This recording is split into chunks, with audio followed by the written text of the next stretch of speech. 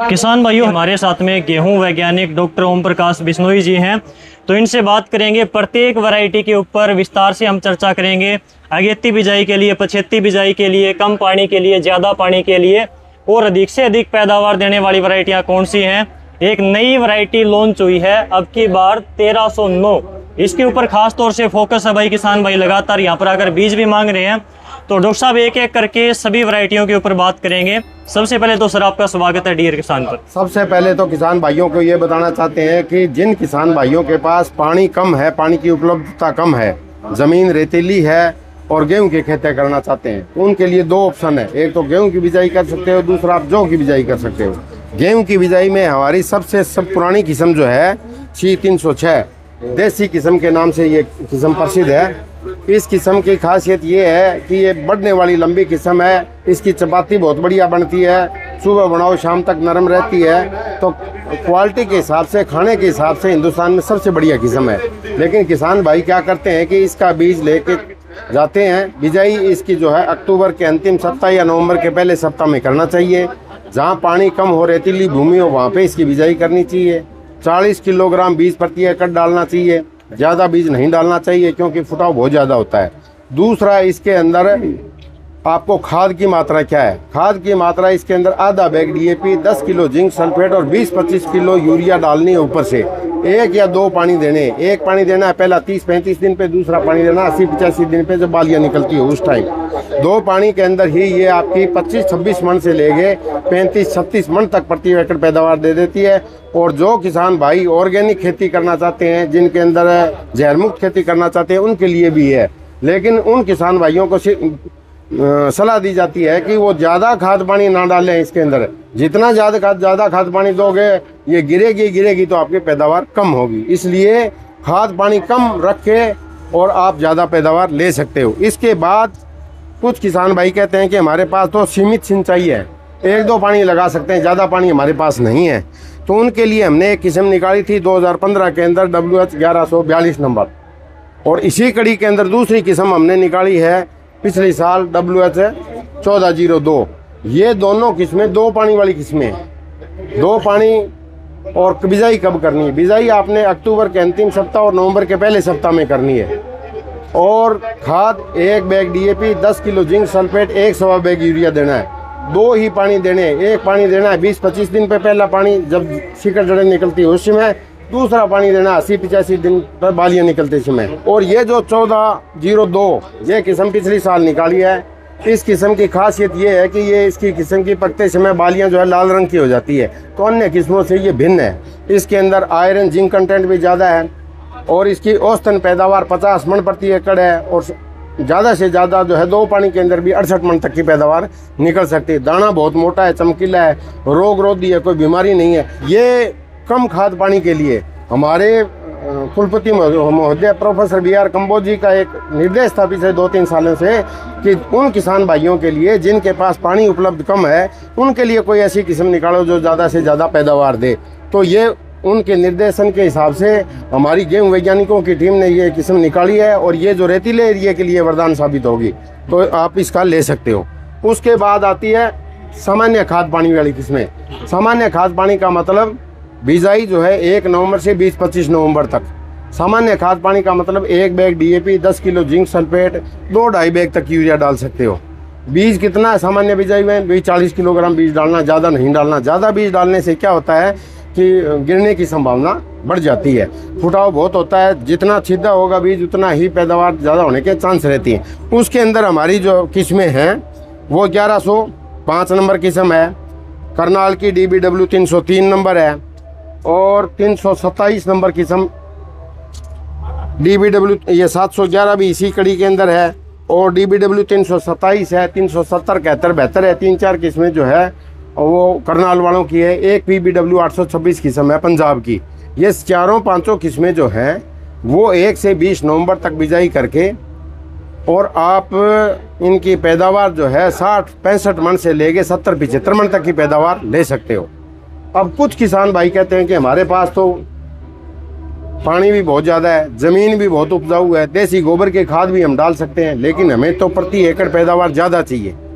तो उन किसान भाइयों के लिए जो ज़्यादा खाद पानी के डाल के और प्रति एकड़ पैदावार ज़्यादा लेना चाहते हैं, उनके अंदर हमने एक किस्म निकाली थी 2021 के अंदर WH 1270 नंबर किस्म। इसी के साथ दूसरी किस्में हमारी निकली हुई है, वो 303 है, 187 है, 327 है। ये सारी किस्में एक ही ग्रुप की हैं। अगेती बिजाई ज़्यादा खाद पानी। अगेती बिजाई का मतलब अक्टूबर का अंतिम सप्ताह, नवंबर का पहला सप्ताह। इनको 15-20 नवंबर तक भी बीज सकते हो, कोई दिक्कत नहीं है। खाद की मात्रा थोड़ी ज़्यादा डालनी है अगर प्रति एकड़ पैदावार लेनी है तो, वरना अगर सामान्य खाद डालोगे तो भी पैदावार आपकी अच्छी होगी, ऐसी बात नहीं। अन्य किस्मों के बजाय ये ज़्यादा पैदावार देंगे, क्योंकि इनके अंदर उच्च तापमान सहन करने की शक्ति है।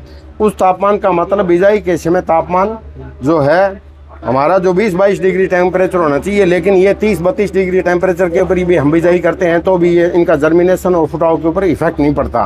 तो इसलिए अगेता जो टेम्परेचर हाई है उसको सहन करने की इसकी शक्ति है। पकने की इनकी अवधि लंबी है, 150-55 दिन है। तो खाद की मात्रा इनके अंदर आप सामान्य खाद तो हमारा 1 bag DAP, 10 kilo zinc sulphate, 2-2.5 bag urea बताते हैं।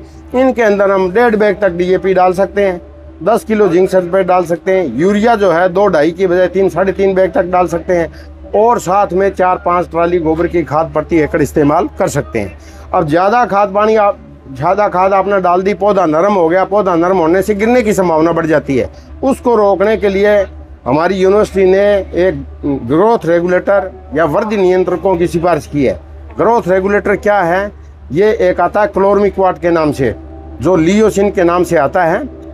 वो 400 मिलीलीटर दवाई, साथ में टेबुकोनाजोल जो फोलिकर के नाम से आती है, वो 200 मिलीलीटर दवाई, 400 वो, 200 वो, और 200 लीटर पानी में घोल के प्रति एकड़ स्प्रे करनी है। कितनी स्प्रे करनी है? 2 करनी है।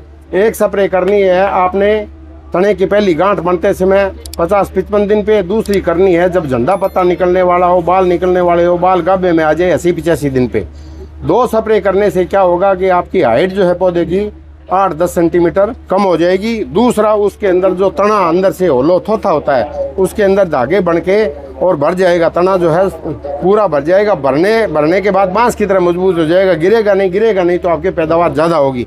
तो ये जो किस्में हैं, ये औसतन उपज जो है 75-76 मन प्रति एकड़ से लेके 90-92 मन तक की पैदावार दे देती है। पीछे जो है सैखुपुरिया गांव है यहाँ सरसा के पास, वहाँ पे सुरेंद्र चार है, उसने 88 मन प्रति एकड़ की पैदावार ली है। कल ये किसान आया था पंजाब का, माला रामपुरा का, अनिल पूनिया, उन्होंने इसको बिजाई करी, उनके जो है 82 मन किले की निकली है। तो जिन किसानों ने ज़्यादा पैदावार प्रति एकड़ लेनी है तो वो ले सकते हैं, लेकिन आपके पास अगर खाद उपलब्ध नहीं है, सामान्य खाद पानी है, वहाँ भी बिजाई करोगे तो भी ये 65-70 मन की पैदावार आपको दे देगी। ज़्यादा बीज डालने से क्या होता है कि पौधों की संख्या ज़्यादा हो जाती है और पौधों में कंपटीशन हो गए, तना कमज़ोर हो जाता है। तना कमज़ोर होगा तो गिरेगी तो आपकी पैदावार कम होगी। उनके मन में वही चीज़ें रहती है, ज़्यादा बीज डाल लेंगे। वो हमने सुना है HD 28 बोलते रहे हैं, जितना किलो बीज डालो उतने ही मन निकलेगी। 70 किलो, 70 मन, 80 किलो नहीं। वो सिर्फ एक उस चीज़ पे लागू हो सकती है। HD 28 की हाइट कम है, 80-85 सेंटीमीटर, गिरती नहीं है तो काम चल जाएगा। जो 100 सेंटीमीटर, 105 सेंटीमीटर, 10 सेंटीमीटर बढ़ने वाली है, उसका बीज अगर आपने 60 किलो डाल दिया तो इस तरह उगेंगी और तना कमजोर हो जाएगा। गिरेगी तो आपकी पैदावार कम होगी। बहुत अच्छा फुटाव होता है। 1270 का तो आप अगर 30-35 किलो बीज भी एकड़ में डाल दो तो भी फुटाव होगे, सारा खेत भर जाएगा और अच्छी पैदावार देगी। तो इस मेरा किसान भाइयों से अनुरोध है कि सामान्य बिजाई में नवंबर तक जो है 40 किलो बीज से ऊपर ना जाएं। दिसंबर का महीना आता है पछेती में, वहाँ 50 किलोग्राम प्रति एकड़ आप बीज इस्तेमाल कर सकते हैं। अब तीसरी सिचुएशन आ गई आपकी पछेती किस्म की बिजाई उन एरियो के अंदर जहाँ पे गाजर की बिजाई होती है, जहाँ गन्ना है, या इस बार जिस तरह बारिश होगी, जल भराव की स्थिति आ गई, आप बिजाई नहीं कर सकते, गेहूँ बोना चाहते हो तो दिसंबर के महीने में, वैसे तो 26 नवंबर से लेकर 25 दिसंबर तक पछेती बोलते हैं, लेकिन पूरा दिसंबर का महीना आप पछेती बिजाई कर सकते हो। पछेती बिजाई के अंदर ध्यान रखने वाली बातें ये हैं कि एक तो आपको उचित किस्म का चुनाव करना है। उचित किस्म के चुनाव के अंदर हमारी जिस तरह WH 1124 नंबर किस्म है, 2014 के अंदर निकाली थी, औसतन उपज जो है 47-48 मन के आसपास है, और ज़्यादा से ज़्यादा उपज जो है दिसंबर में बिजाई करके भी 56 मन तक की ले सकते हैं। इसके साथ आपकी HD 3064 है, PBW 771 है, DBW 173 है, HD 3298 है। ये सारी पछेती किस्में हैं। और एक किस्म जो है हमारे हरियाणा कृषि विश्वविद्यालय ने अभी लेटेस्ट जो निकाली है, पिछले अभी 2-3 महीने पहले ही हमारे जो वैज्ञानिक हैं डॉक्टर विक्रम सिंह, उन्होंने ये WS 1309 किस्म जो है 75 किसानों के लिए निकाली है, जो जल भराव वाले क्षेत्र के अंदर बड़ा अच्छा काम करेगी दिसंबर तक, और जनवरी के पहले सप्ताह तक बिजाई कर सकते हो इसकी। इस किस्म की खासियत क्या है कि ये पकते समय उस तापमान को सहन कर जाती है। औसतन उपज इसकी जो है 54-55 मन के आसपास औसतन उपज है, और अधिकतम उपज जो है 64-65 मन प्रति एकड़ तक दे देती है। बिजाई 75 करो, उसमें बीज 40 के बजाय 50 किलोग्राम प्रति एकड़ डालना है। प्रोटीन की मात्रा अच्छी है, जिंक अच्छी है, और इसका इस बार सीमित मात्रा में बीज है जो हमारा रामधन सिंह बीज फार्म है वो देगा। ब्रीडर सीड जो हमारा सीड साइंस टेक्नोलॉजी देगा। जो भी सीड कंपनियां इसका MOU करना चाहती है वो भी कर सकती है। तो 75 किस्म के हिसाब से ये बहुत बड़ी हमारी किस्म है। इसके अलावा हमारे पास जौ की खेती करने वाले किसानों के लिए हमारी जौ की बहुत बढ़िया किस्में हैं।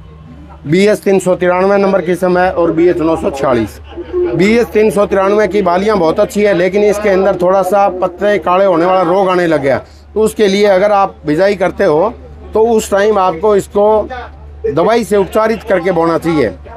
वीटावैक्स, बेवेस्टीन या रेक्सिल नाम की दवाई है। बेवेस्टीन तो 2 ग्राम प्रति किलोग्राम सूखा बीज उपचार, और रेक्सिल 1 ग्राम प्रति किलोग्राम बीज। 35 किलो बीज अगर डालते हो तो 35 ग्राम दवाई, और बेवेस्टीन है वो 70 ग्राम दवाई सूखी बीज उपचार करके बिजाई कर सकते हो। इसके अलावा हमारे पास इनकी औसतन उपज भी 50 मन से लेकर 60-65 मन तक निकल जाती है। 946 नंबर की समय इसके बाद की निकली हुई है, थोड़ी हाइट ज़्यादा लेती है, लेकिन इसके अंदर बीमारी नहीं आती है, गिरने की संभावना भी कम है, अच्छी पैदावार देती है। इसके अलावा करनाल की किस्में भी है। DWRB 137 है। एक छिलका रहित गेहूँ भी आजकल आया हुआ है, वो है DWRB 223 नंबर। उसका बीज भी है गेहूँ अनुसंधान संस्थान करनाल या जो अपना हरियाणा बीज विकास निगम NSC वगैरह से मिलता है।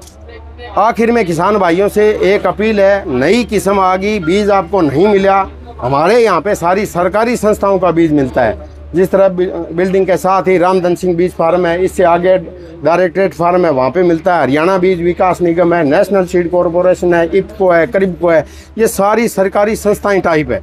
इनसे बीज लेने की कोशिश करो, बिल लो साथ में। और आज अगर आपको बीज नहीं मिला, पैनिक होकर प्राइवेट से महंगा खरीद के बोने की जरूरत नहीं है, अगले साल मिल जाएगा। कौन सा 50 मन होने वाला 100 मन तो सीधा होगा नहीं, 50 वाला 5-4 मन का फर्क रहता है, तो अगले साल मिल जाएगा आपको बीज। तो हमारा नेशनल सीड कॉरपोरेशन है, वो भी बाद में भी बीज देता रहता है। तो अपना बीज का बिल लें, नकली बीज के चक्कर में ना पड़े, और खाद के चक्कर में पैनिक होने की ज़रूरत नहीं है। भाई ज़्यादा खाद डालने से ज़्यादा होती है। कई बार 75 किस्म बो देते हैं और यूरिया उसके अंदर ज़्यादा डालते हैं। ज़्यादा नहीं डालनी चाहिए, सामान्य खाद है उतनी ही डालनी चाहिए। अगर ज़्यादा डालोगे तो उसका पकने का पीरियड बढ़ जाता है। जो 120 दिन में पकनी चाहिए वो 120, 35-40 दिन तक चली जाती है। अगर पकने का पीरियड बढ़ गया तो जब पकते समय गर्म हवाएं चलती है, मार्च के आखिरी सप्ताह और अप्रैल के पहले सप्ताह में, तो गर्म हवाएं चलने से उसका दाना जो है पिचक जाता है और आपकी पैदावार कम होती है। इधर तो आपने यूरिया ज़्यादा डालने से आपका खर्चा बढ़ गया, दूसरी साइड में आपकी पैदावार कम होगी। तो खाद पानी सामान्य हिसाब से इस्तेमाल करें। दूसरा जो स्प्रे करते हैं खेतों के अंदर, किसान भाइयों को देखा है, पहला पानी लगाने के बाद 30-35 दिन पर आपने संकरी पत्ती, चौड़ी पत्ती वाले खरपतवारों का कंट्रोल करना चाहिए। लेकिन क्या करते हैं, 40 दिन पर, 45 पर, 50 पर, 55 दिन तक पर स्प्रे करते रहते हैं। क्या नुकसान होता है, जब पौधा रिप्रोडक्टिव स्टेज गाभे के अंदर आ जाता है और उस टाइम अगर आप वीडीसाइड का स्प्रे करते हो तो उनके अंदर बालियां टेढ़ी मेढ़ी निकलती है या बालियों के अंदर दाने नहीं पड़ेंगे। तो आपको हर हालत में 40 दिन से पहले वीडीसाइड की स्प्रे कर लेनी चाहिए, उसके बाद स्प्रे नहीं करनी चाहिए। दुकानदार कहते रहते हैं भाई आप ये जो बालियां निकल गई उस टाइम भी आपका गुल्ली डंडा आ रहा है, जंगली जाइए स्प्रे कर दो। नहीं, उस टाइम स्प्रे नहीं करनी चाहिए। उस टाइम स्प्रे करोगे तो बालियों के अंदर दाने नहीं पड़ेंगे तो आपकी पैदावार कम होगी। सभी किसान भाइयों का बहुत बहुत धन्यवाद।